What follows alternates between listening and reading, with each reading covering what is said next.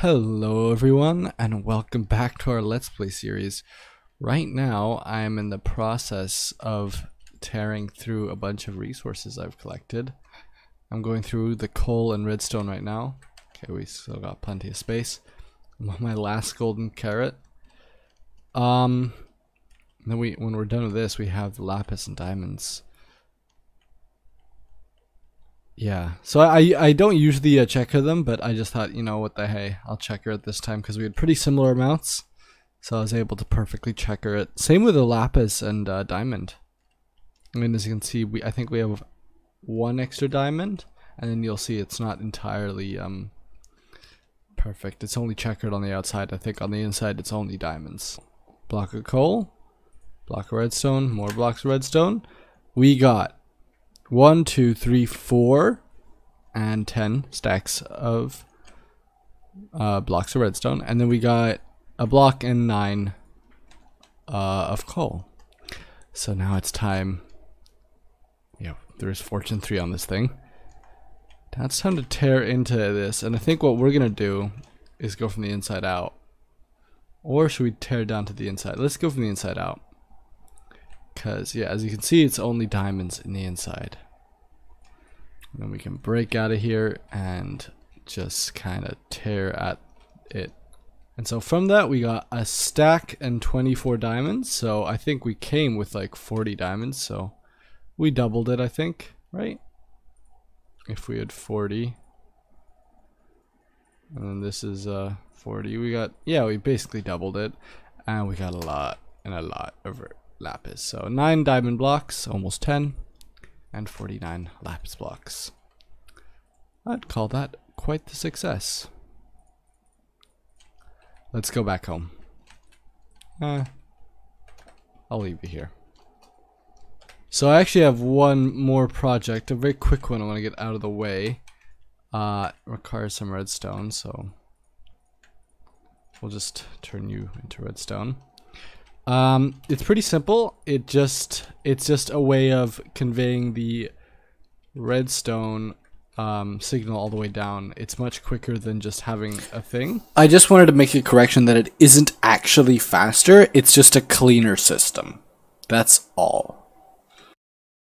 This part of the video has been recorded way after. Like, I'm editing the video for you guys, and I just wanted to show you what I have done so you can see. It's a lot of quality of life improvements, so we can just walk around the space and feel a lot better. For starters, the storage system has been color coded. Books, precious, redstone, grass, you know, bricks and stuff. I also have a lot less visible light. This is one of the only ones. That shroom light and that sea lantern is it. And also I'm going to show you the system that I was talking about in the previous clip. It's a basic system. This turns on, this turns off, and that just continues down. So let's see. We follow it down. But it's instant down here. And that's about it. Yeah, now back to the normal video. I also fixed our lapis dropper, so now we just need to flick a lever and it instantly spits out 3 lapis. Yep. Let me show you how it works. It's actually pretty simple. It's just this wire where there's 2 repeaters. So this first is just affected by the on and off, and it's observed, the change is observed. Then there's a 2-tick repeater here, and then this is observed, another 2-tick. And so that makes up 3 different observations by the observers, which makes it to a 4-tick total of, or 5 technically, of this turning on and then getting them all out. So it's instant 3 ticks. And we use a lever and not a button, because if it was a button, we would get 6 lapis because the observers would fire twice from being observed twice. Let's... Ooh, looks like I am... Ooh. Gotta cheat this guy. Damn. Got his chest plate. I can't fly with a chest plate. So since we're re-recording things I thought it would be worth it to re-record the nether section. As you can see, I'm actually starting to slab over a lot of the nether in preparation for the wither skeleton farm. For the wither skeleton farm, I thought I'd be using these ones, but we're actually going to be using these 3 quadrants because they're actually all together and they're very big, and I think they're all in range, so I can actually stand here and we'll have spawning in every single quadrant. I also kind of switched around the blaze farm, if I can get in there. We have an on and off switch. As you can see, it works. It works by actually having them on a comparator clock, which I thought this was really clever. This redstone signal is actually diverted into the target block, because normally the redstone signal will just continue on, but because it's a target block, it's a redstone component, so it's diverted into it, which turns off this signal when this is on. So I thought that was pretty clever of me. And then the signal just continues on here, which then continues on over here, actually under here. There's a repeater. And as you can see, it goes around, which makes the pistons fire, which then lets all of the blazes end up here. And I've spent a bit of time here, and I've already gotten, like, a lot of blaze rods. If I stay here for like 5 minutes and I kill them, I get so many. And I think, yeah, we can actually stand at any point in here and they'll still continue to spawn, which is much better than the last one, where we had to go up and we had to let them spawn and go down. This is much easier to AFK.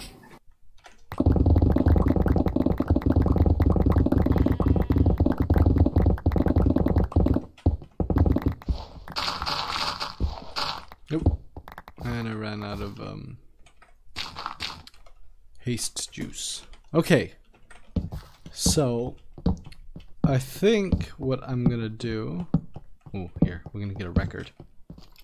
So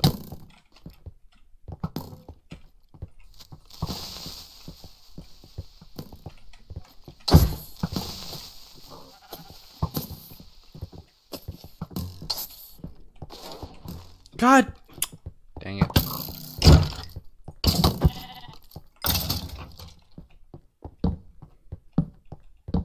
Okay, so what I'm gonna do is I'm gonna get a zombie in a boat,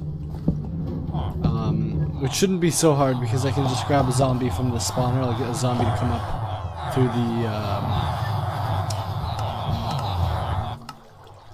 through the chute here. There should be a chute. Is it here? Yeah. Yeah. Okay. So I'll get a zombie to come up from the spawner. And then we can put them in a boat, and then we can lead the villagers into this tunnel. I'll like block it off so they can only go in this tunnel, and then I'll block it off, and then I'll have a zombie in a boat, and they'll just run away from the zombie and go this direction. Sounds like a sound plan. I don't know if it's gonna be that easy though. Okay, here we are. I thought I was recording, I wasn't. Thank God I noticed sooner. As you can see, they're starting to come down. Oh, I'm an idiot. I'm an idiot. Please don't tell me that tanked the prices for all villagers. No. Well, never mind. They're still high. Oh, you know what? I'm going to use this opportunity to get the hell out of my way. I am the owner of this here town. No. Come back. There we go.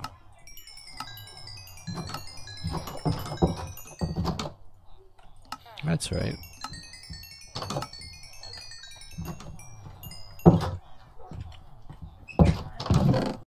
Let me tell you, villagers are some of the most annoying creatures to work with in Minecraft. And zombies too. So every here we go. Kind of getting on a roll here. Every once in a while I need to block off here, block off that, then block off over here.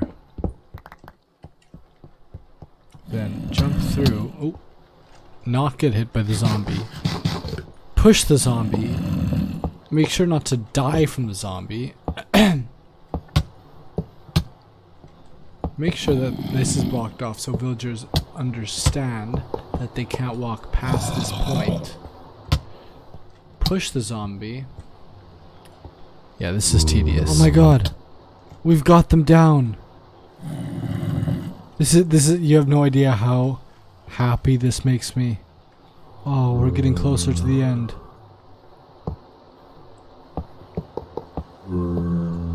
Okay, now to really freak out the villagers here. And we make sure to block this off. Oh my god, they're freaking out so much that they pushed him back. They pushed him back. No. So he's gonna kill me. No, no, no, no, no. Okay. No, no. No, no, no. You are not doing. Don't go back before this point. You are gonna. I wish this village just understood the concept of going around him. Like, oh my god, that wasn't hard. I wish I could name you so I could point out who you are and say never trade with him and just. I bet you I'm gonna be there. Are you?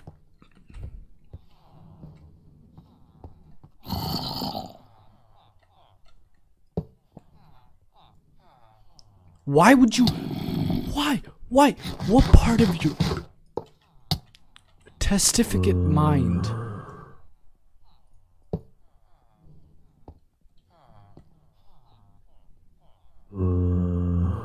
This guy.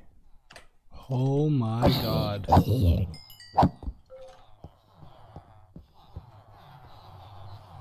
They're all here.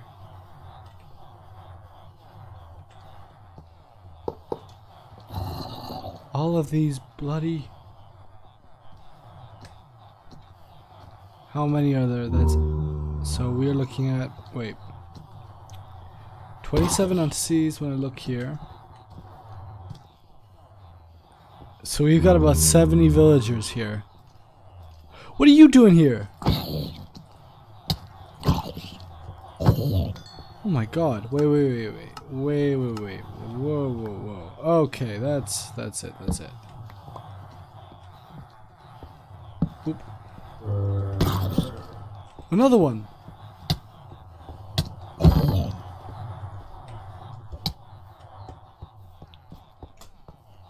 Oh, they're coming off. They're coming from up here. Okay.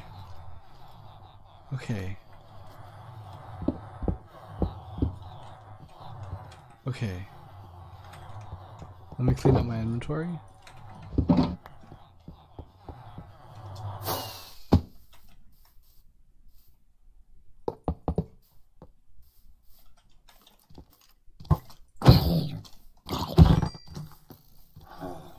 Okay, I don't like this. So, really off topic from the trading hall, but you know how either this station or this base? Well, I kind of want to expand the base. And so I'm building this over here. For now, I'm just going to make it a space. I'm not sure what I'm going to put in it. But I'll definitely figure it out. This could be the portal, but I think I have some other plans for it. This could be a potion brewing system where we just access each potion in the chest over here. I don't know how I do that though, but it would be kind of cool, I think. Yeah, I don't know. So you might be wondering why we're in the sheep farm. There's a couple reasons. No, there's only one reason. First is we're full. We're not full up to here, but we have at least three chests and a half of every single color. Like, when I say every single color, I mean every single color. We have at least 3.5 chests full. With white, we have almost 4.5. It's crazy. So I just replaced the rail over here with a redstone line because I don't think we need to replace shears. There's already 5 shears in every hopper for every dispenser. I don't think we need more shears. So I replaced the rail system, those here, to replace the shears with a repeater line.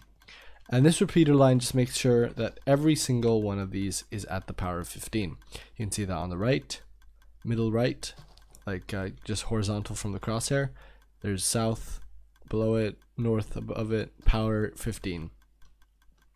And so if this was 14 and then this activated, this would actually turn this to 15, which is a block update, meaning this system could continue and shear the sheep even when the minecarts are off. So I have to have this repeater system where every single repeater is like on every single one to make sure they're all 15. And I just have it on the same connection as this lever over here. This is the redstone torch. When it's off, when this is powered, this powers this, which turns that off, which turns this on, turns this whole thing on, which stops the sheep from being sheared. When I turn this on, it turns this on, which turns all the rails off, which completely stops the minecarts from going back and forth. So yeah,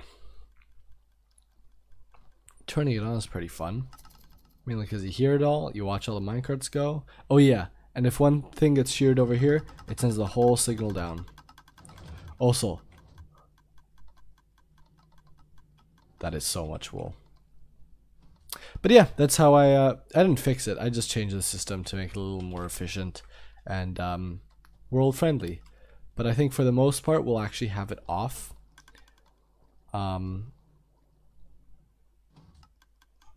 Just because it is a lot easier to just have this off. We have enough wool. I don't think there's a point to keeping it on.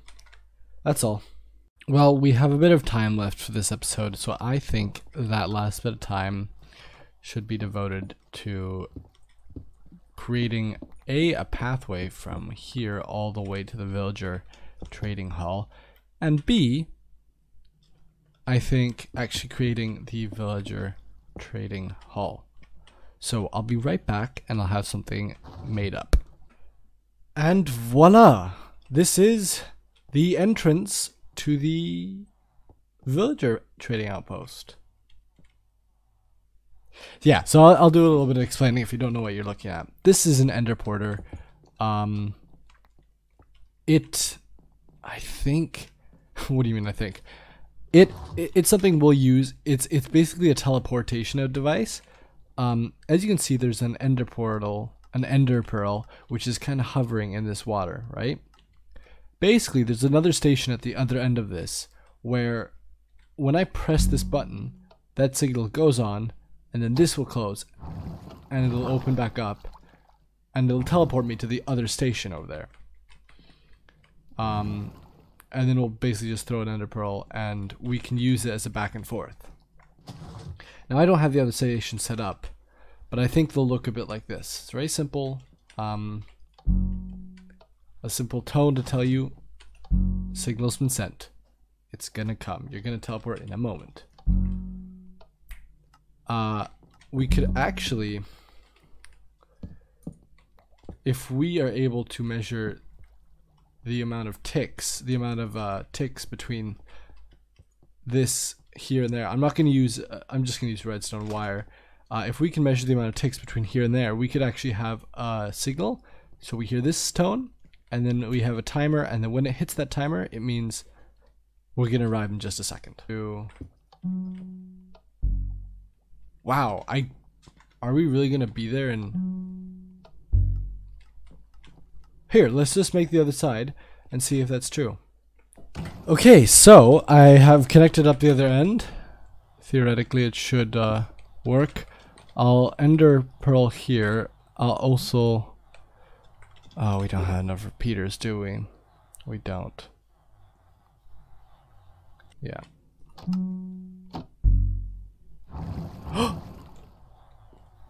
It worked! This is still down though. Because this should always be on. Okay. That's okay though. This is all part of the learning process. So this continues on for a bit.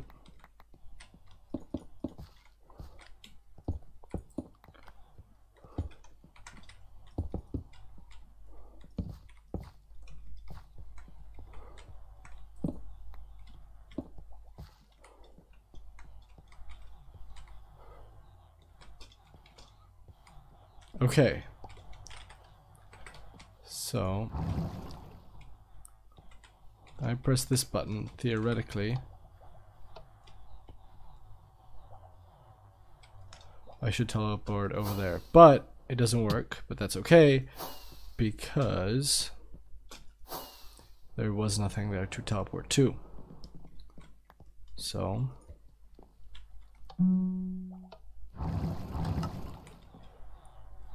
okay, this is working better. Wait.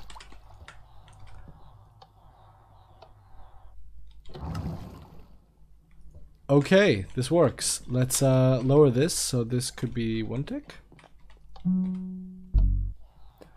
Okay, perfect timing there. But this is so good. This is so good. This is working flawlessly. This is working absolutely flawlessly. Let's fill it up. It's a refill here. That's gonna do that, but that's okay. Okay. We're actually gonna do this because we don't want the ender pearl flying over there. We'll do it over the same over there.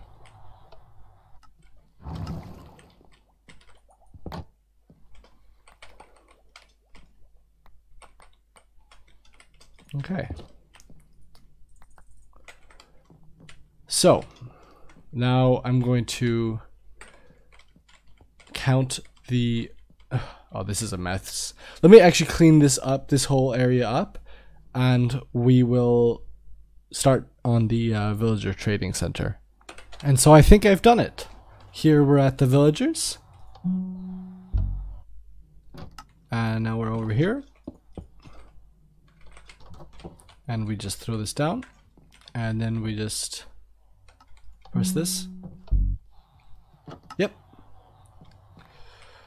I've thought maybe we could just, I mean, this is already at its max tick rate, at its slowest, I guess if we remove, because the second this buzzes, that's when we get there. But here it's a little, I think there's a 2 tick delay. Yeah. So if we just give it a 1 tick delay, we'll get this.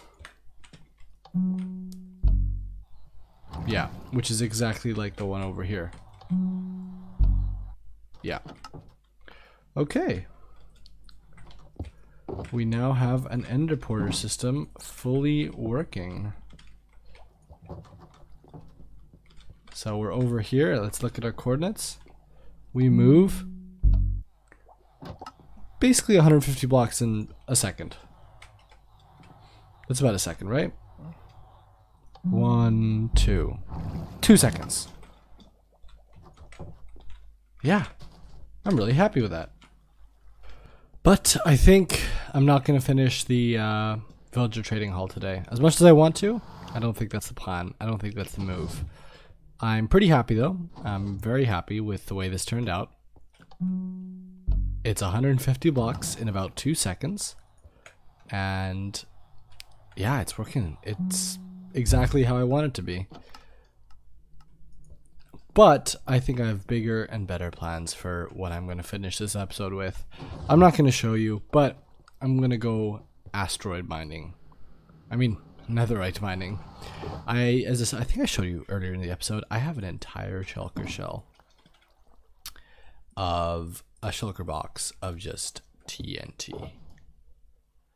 So I'm going to go repair my tools. I'm going to start strip mining. And I'm just gonna set off, I'm just gonna place a bunch of TNT, get far away, and just blow to oblivion. So yeah, I'll see you when I'm done, and I'll report the results. Set it to blast. Just mining this small area, I've already collected 5 ancient debris. So I'm actually not sure if this is far enough away, so let's see.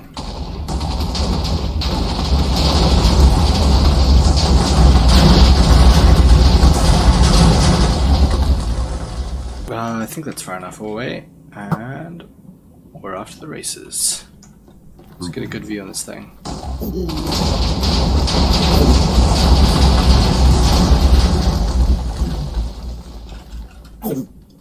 Oh.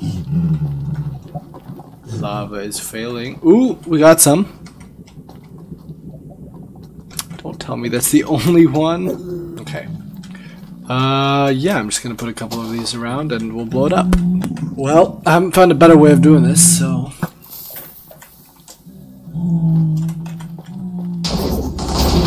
Oh, they're all mad at me now.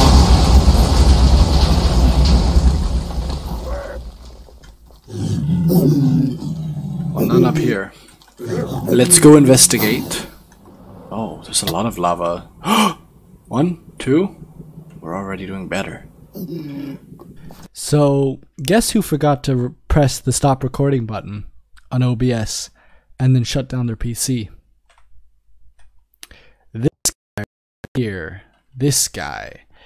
Who, all of his data now is now corrupted for getting the Muramasa, and, you know, we enchanted ourselves a new bow, the tsunami. I think we had the something, because we actually died. We got a, not a lodestone, that's over there. It was this respawn anchor, and I was like, what happens if you right click it in, you know, in the overworld? And I blew up, and I lost my bow. I think I lost my helmet, so we got a new helmet. I didn't lose my boots. Of course, we wouldn't have lost that in the fire, but we lost the bow. So yeah, a lot of sad things. You might notice I actually have a bit of a resource pack on with all the leaves and such. Wow, it is laggy in here.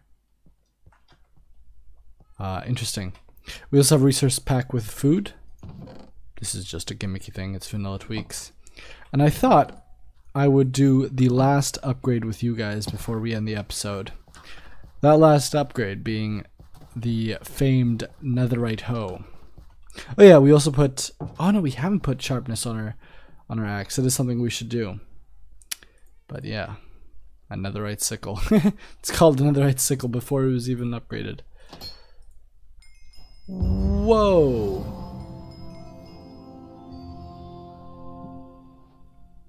Yeah. We're getting like horrible frame times over here. 32?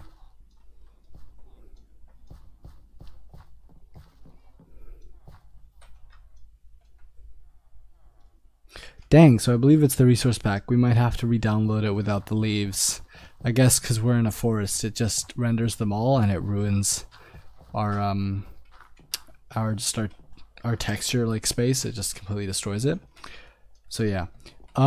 Dang. Okay, so what did I want to do? Yes, I wanted to put sharpness onto our axe. Well, I guess we're gonna wait till next episode.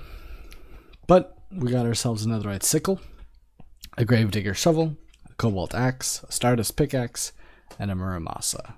Yes, I realize none of them are the actual colors that they are. They're all black, but that's okay. I really hope you enjoyed today's episode. It was another one of those, just lead you along, show you what I did. Hopefully next episode I can put a little more work into it and I can actually take you through the design process of maybe the villager trading hall. Which, by the way, is so cool. Our enderporter system is going to be so useful for us. We're no longer constricted by 100, 200 blocks of like it's kind of annoying to get around the world because, especially with the slime farm, that's 1,000 blocks away. Yes, that's in that case nether portals are useful, but for something like the villager trading hall, which isn't far enough to need another portal, but it's far enough to the point where getting there is kind of annoying. Also, the fact that I mostly build underground or in mountains like this. How do you make an entrance to that? Like this mining base, I don't think I ever use the pathway that we created. It's more of a gimmick. How do I use it? I usually fly down the nearest beacon, which is actually that one.